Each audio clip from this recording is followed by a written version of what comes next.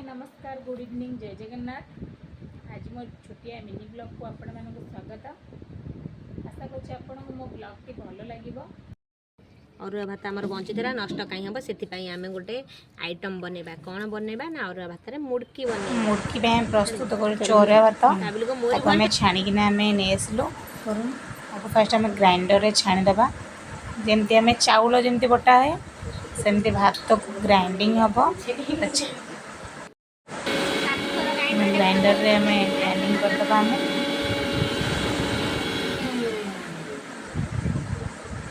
Grinding कला सारा आम पलि आसिले मन पड़ा कंचा लंका आड करेंगे कौन पे कंचा लंका जी रखी जाए कि समय कंचा लंका ही तार स्मेल टाक काटिदेव बहुत टेस्टी लगे। मुझे कंचा लंका बाहर तोड़ी नहीं आसली सेटा आड कराब से भात रे जो ग्राइंडिंग हो देखो आम सब केते जन आम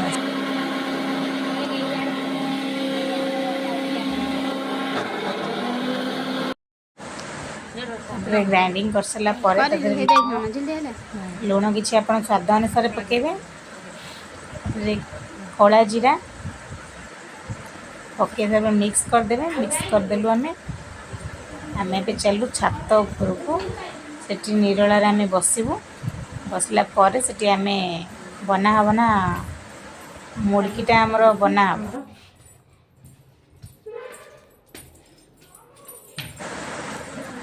आमर पिंकी नानी चलते छात उपर को देखो तेल जरी आने तेल जरीटा आमर जो आम तेल यूज कर सारापर फोपाड़ी दौचे तो फोपाड़ी रखिए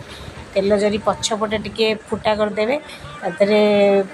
ये सब मिक्सटा पूरेकिना देखो के सुंदर से आम बनइलु गोल गोल कर जमी बाहर दुकान मुड़की जमी बनाए सेमतिका